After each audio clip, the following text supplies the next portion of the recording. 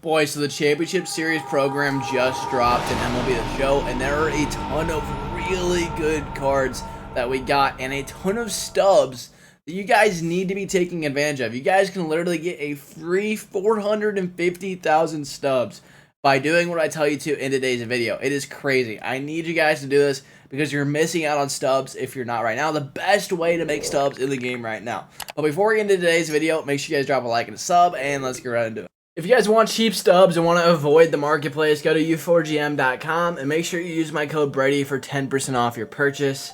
Really fast, easy, and a lot of fun. So first things first, because you want to maximize your time, I would do the Championship Series program first. I made a video yesterday going over this, and this video is actually coming out. I'm recording this on Friday just because I am gone on Saturday, but you're going to want to make sure that you get all of the cards by doing the moments, and you take these cards into the event because you are going to be making a ton of stubs off David Wright and Trey Mancini. So first things first, grind this. Do my video that I just posted yesterday. If you haven't, I'll try to link it below. But make sure that you have these cards when you're doing it, just so you're finishing the program while also finishing and getting a ton of stubs. But the Moonshot Monster Smash event is going to be how you guys are making a ton of stubs, and it's going to be by grinding this. They're 3-inning games. They're super easy. This Trey Mancini right now is going for about 60K. I understand it's day of. He'll hover around that, though. That's what it was last event.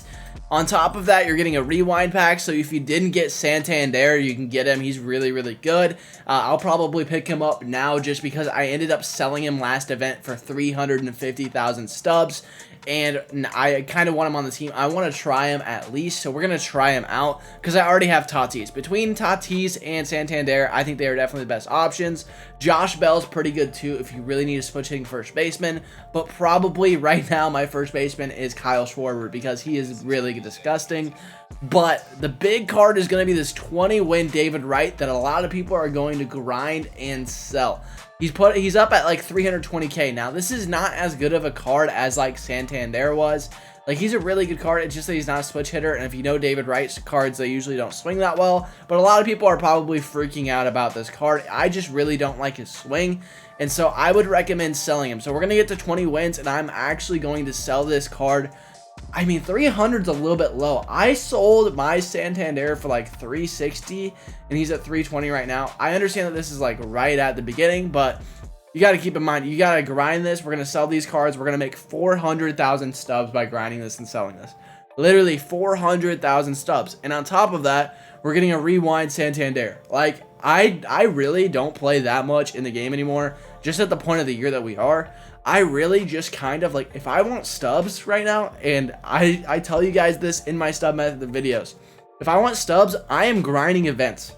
Because events right now at this point in the year, and I only think it's going to get better with Finest, these cards are going for 400,000 stubs, like mid cards. Like, I understand that like this is a really good card, but he's a third baseman. You know how many amazing third basemen there are that are budget beasts that are just as close to this card for like 20,000 stubs? So just kind of keep that in mind. You're going to be making 400K. You're not really missing out. And on top of that, I would keep grinding. I usually do all 30. You get a 20 bundle. I wish that they would make this like a 50 bundle. That way you can get a chase pack for free, but they will never do that because they want money.